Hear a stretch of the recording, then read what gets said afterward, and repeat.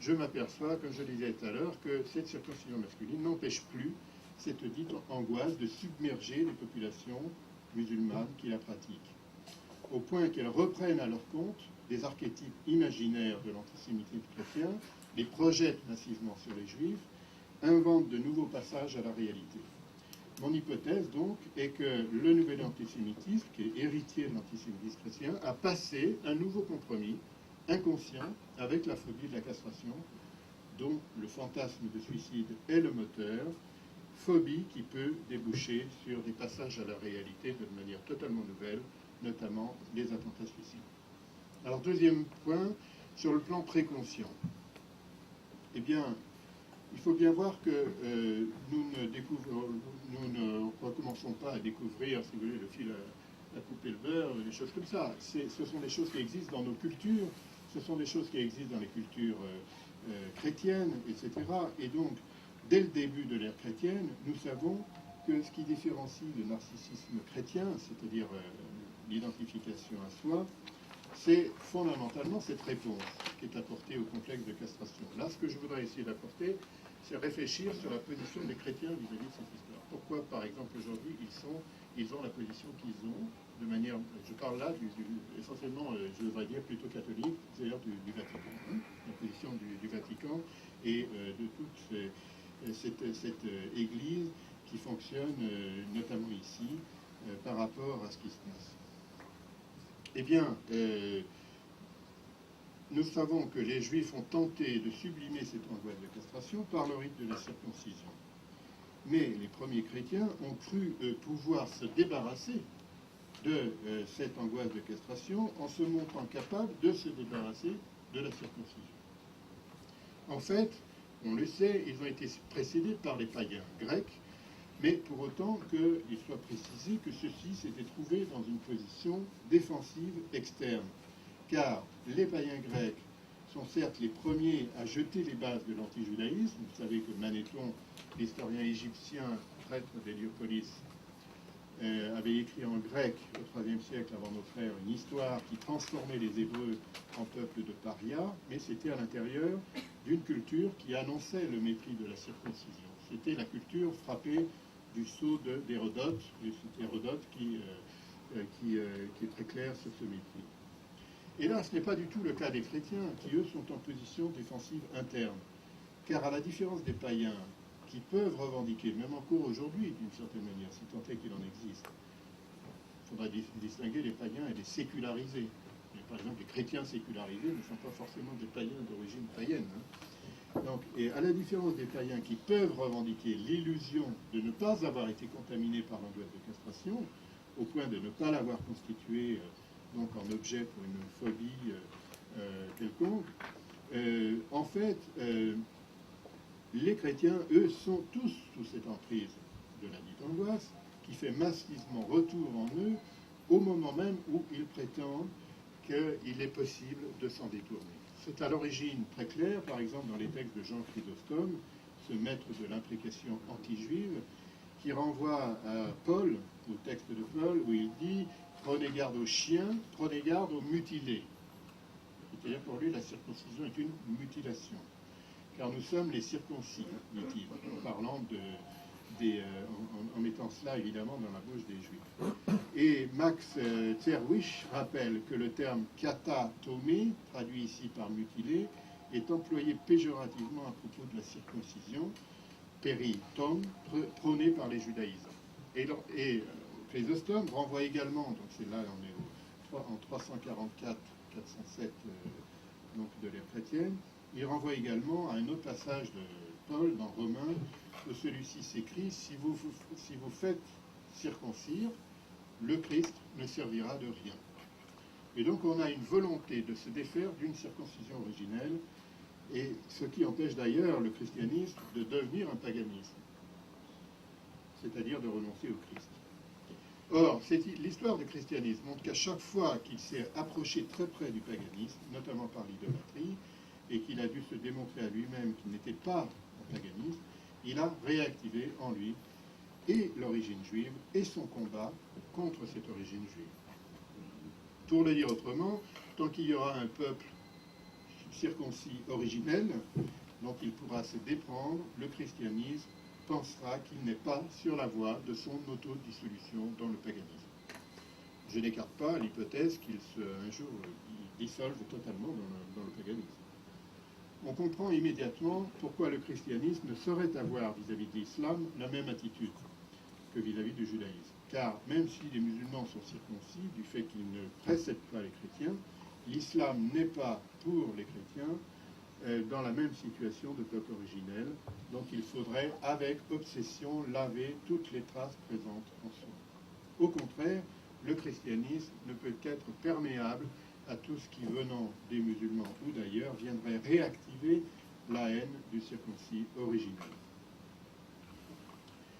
Le christianisme est en effet pris entre cette envie de se défaire définitivement de cette origine juive, dans le fantasme d'en finir avec le retour ou la répétition de l'angoisse de castration, et l'obligation de maintenir le juif comme cette origine à combattre, sous peine de disparaître en tant que telle. Et c'est précisément cette rivalité entre peuples circoncis qui se produit aujourd'hui. J'en viens au troisième point. En effet, le problème est que les musulmans, notamment les plus radicaux, ne se contentent plus de raviver cette rivalité. Nombre d'entre eux disputent aujourd'hui une espèce de position originelle que moi je focalise ici par rapport à la question de la castration. Je sais que Daniel Sibony, par exemple, focalise cette rivalité par rapport à d'autres aspects. Et là est à mon sens l'origine du déferlement de la cruauté qui sévit aujourd'hui dans l'antisémitisme musulman radical, enfin l'antisémitisme des musulmans radicaux plutôt, mais aussi dans les discours de ceux qui, pour des raisons différentes, je veux parler de nombreux courants chrétiens ou sécularisés, notamment d'origine marxiste, souhaitent qu'Israël disparaisse en tant qu'État juif. Historiquement parlant, vous savez que l'hostilité raciale contre les juifs n'est apparue dans le monde musulman que tout récemment, depuis la création de l'État d'Israël. Là, je cite Bella Grünberger et Pierre Dessuan. Ils écrivent « Jusqu'alors, les éruptions sporadiques de violence anti-juive, qui sont certaines, se déroulaient sur un fond permanent de mépris humiliant qui entretenait plus un climat de défiance que de haine véritable. » C'est-à-dire, par rapport à la définition de Léon Poliakov, on n'est pas dans un antisémitisme éternel du même type que celui qu'il décrivait. Mais depuis 1948, notamment, l'hostilité du monde musulman contre les juifs réactualise et réélabore les thèmes de l'antisémitisme chrétien. À mon sens, c'est parce que l'érection de l'État juif pousse l'islam à disputer au judaïsme cette situation de peuple originel et à s'ériger en racine d'où seraient sortis les rameaux rebelles que seraient le judaïsme et le christianisme. Alors, je vais essayer de dire pourquoi. À mon sens, la bataille théologique actuelle des musulmans radicaux, notamment pour Jérusalem, tient essentiellement à la volonté des théologiens d'imposer une révision selon laquelle le fils du sacrifice est Ismaël et non Isaac, puisque la version islamique du sacrifice, du fils, qui se trouve dans le Coran, annonce la naissance d'Isaac à la fin de l'acte. Je cite le Coran, « Nous lui avons annoncé une bonne nouvelle, la naissance d'Isaac, un prophète parmi les justes. » Ce passage a rarement été analysé comme étant le fait qu'il y avait une contestation de fait que c'était Isaac, l'enfant qui était promis, soumis plus exactement au sacrifice, et non que c'était Isaac. C'était pas Isaac, c'était Ismaël. Alors, comme le psychanalyste Fethi Ben Slama, qui est un grand spécialiste des textes musulmans, le rappelle, il n'y a pas de position tranchée et claire dans le Coran sur la question de savoir lequel des deux fils, Isaac, il l'appelle Isaac, ou Ismaël, est l'enjeu du sacrifice. Donc, il nous faut admettre que si l'islam traditionnel demeure toujours dans cette ambivalence et s'en satisfait autant que faire se peut, c'est-à-dire que nous le savons en imposant la dimitude aux juifs là où il les domine et où il les tolère, l'islam misonéiste, cet islam nouveau, tranche pour sa part en faveur d'Ismaël. Conquérir Jérusalem n'est pas le dernier, mais le premier pas vers une révision ismaélite de la théologie coranique. Tel est le sens, d'ailleurs, que je donne au déclenchement de la seconde intifada du point de vue théologico-psychique. Vous savez que sur ce point, je considère la fabrication du simulacre de meurtre du petit Mohamed par la télévision palestinienne comme l'équivalent d'un faux antisémite qui réactualise et révolutionne les protocoles des sages de Sion.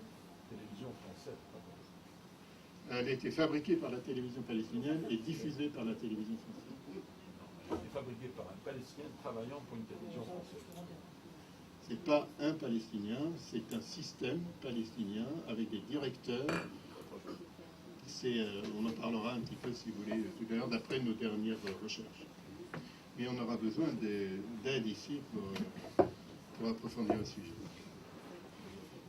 Il est à craindre que les chrétiens, qui, comme Mahmoud Darwish, ont comparé le petit Mohamed au petit Jésus endormi, il est à craindre qu'ils se trouvent désormais à une croisée, si j'ose dire, des chemins dont ils n'ont pas encore commencé à mesurer la nature, si l'on en juge donc par toutes les déclarations d'allégeance que certains prélats font tout au long de cette seconde intifada, et notamment lorsqu'il y a peu d'allégeance à l'autorité palestinienne, et notamment lorsque la basilique de Bethléem s'est trouvée prise en otage.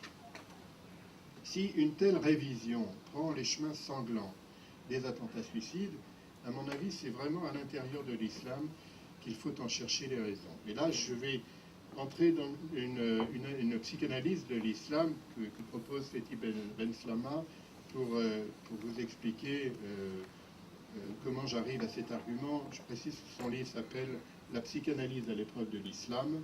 Il est paru chez Aubier, donc à Paris. C'est, à mon avis, l'ouvrage le plus intelligent qui existe sur le sujet et qui a été publié depuis de très nombreuses années. Nous connaissons des ouvrages sur la politique, sur le terrorisme, etc. Mais sur ce que est vraiment l'enjeu actuel sur le plan inconscient de l'islam, je ne connais pas d'ouvrage plus important et plus intéressant. Alors, donc, je voudrais repartir de mon point de départ. J'ai dit au début que la castration était en relation primaire avec le désir psychique masculin de rebroussement dans le ventre maternel. Il se trouve que dans une culture normalement constituée, l'enfant renonce à ce rebroussement de manière non problématique et il parvient à sublimer ce désir, comme à supprimer d'autres désirs d'ailleurs, et il y a un développement qui peut être normal, si vous voulez.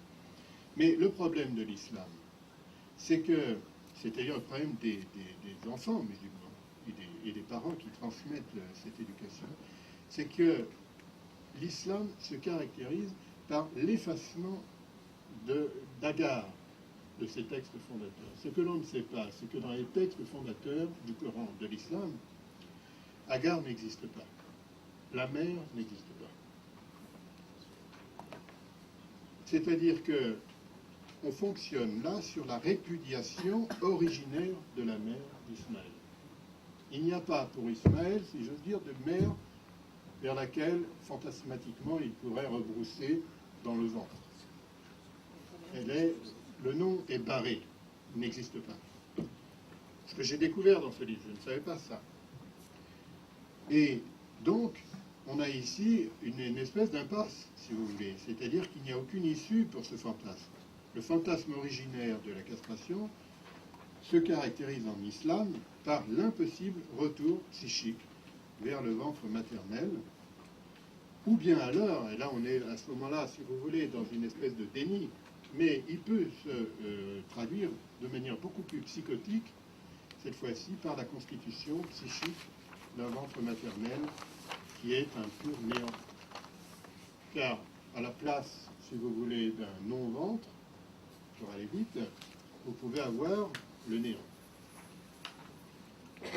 Et là, nous touchons effectivement quelque chose qui est aujourd'hui à l'œuvre, à savoir ce qui est poursuivi dans cette néantisation des attentats suicidaires.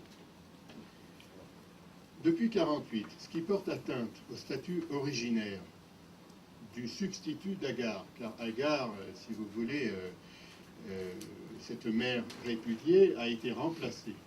Elle a été remplacée par quoi? Elle a été remplacée par la Houma, par la communauté, c'est-à-dire par une espèce de grande mère indistincte, à l'intérieur de laquelle il n'y a absolument plus aucune caractéristique de mère personnalisée, si vous voulez, mais c'est la grande mère, hein, comme d'ailleurs dans certaines tribus très primitives, il y avait cette loi fantasmatique et réelle, même de la grande mère. Donc depuis 1948, ce qui porte atteinte au statut originaire de la Houma, ce substitut de la mère répudiée, c'est l'État d'Israël. C'est-à-dire qu'il y a toujours cette Houma, mais il y a au milieu un phallus, si vous voulez, c'est-à-dire un État. Et quand on le voit, souvent on montre les cartes comme ça, on dit Israël tout petit comme ça, au milieu une immense Houma musulmane. Et effectivement, au milieu de tout ça, vous avez un petit État, mais c'est un grand phallus. Et là, nous sommes dans la provocation, si vous voulez, la réactivation de l'angoisse de castration. Simplement, cette angoisse de castration n'a pas la possibilité, comme je l'ai dit, de trouver une issue fantasmatique satisfaisante, puisque la mère est répudiée. Donc, nous avons une impasse qui est proposée, qui se trouve devant. Alors, donc depuis 1948, ce qui atteint ce statut originaire de la Houma, c'est l'État d'Israël. C'est-à-dire, pour aller vite, c'est, du point de vue des musulmans, à mon avis, Israël, c'est Isaac devenu un État. Vous voyez, dans cette opposition à Ismaël. C'est Isaac qui devient un État. Je dis bien devient, pas tellement redevient, parce que l'islam est né tardivement. Donc toute la période des Arabes cananéens, comme dit Arafat, qui n'existe pas naturellement, ça ils n'ont pas connu ça. Hein. Nous étions là-bas, la stèle de Minepta, je le montre dans notre livre, dans mon dernier livre, la stèle de Minepta indique qu'en 3300 ans avant Jésus-Christ, il y a Israël qui présente la stèle du pharaon Minepta est un triomphe incontestable et c'est connu depuis 100 ans. Mais apparemment, souvent même les Juifs l'ont oublié. Mais on a une trace, là, par exemple, c'est intéressant. Eh bien, là, pour les musulmans, ça ne peut pas fonctionner, évidemment, par rapport à cette période antérieure, si vous voulez. Donc, Isaac, c'est bien... pour eux, c'est un nouveau phénomène. Voilà, on a Isaac qui devient un État. Bon.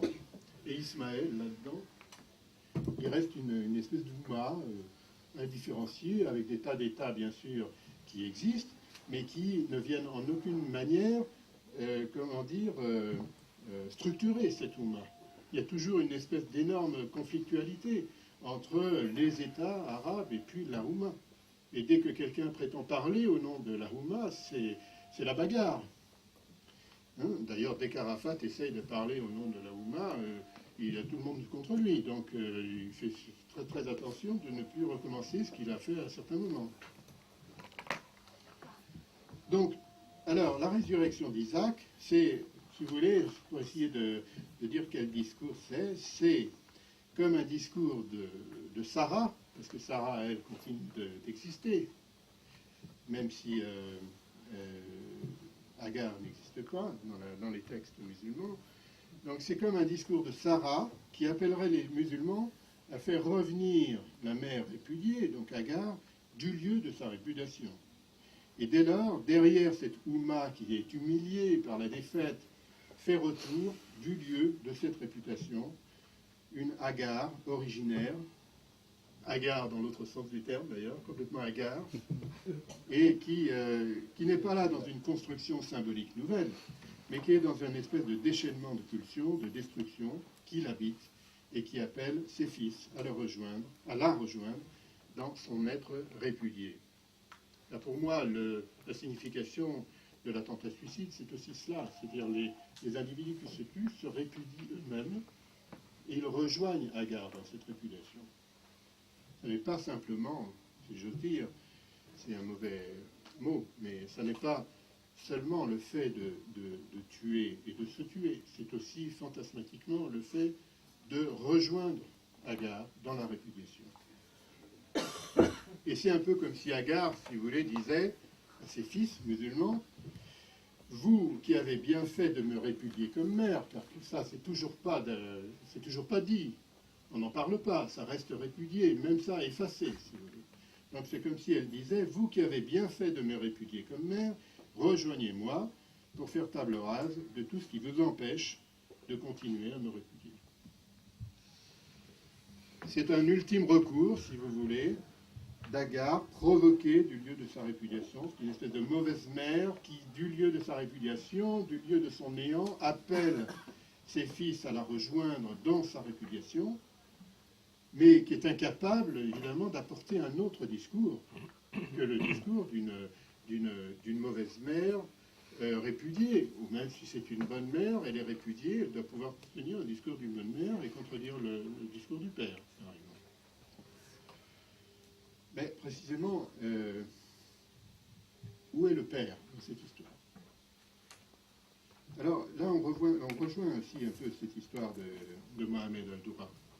Parce que, je ne vais pas vous parler du film que nous avons réalisé pour démontrer qu'il s'agit d'un fou, mais ce qu'il faut savoir, c'est que symboliquement, vous avez un événement qui se tient 2 jours après la visite d'Ariel Sharon sur le mont du Temple.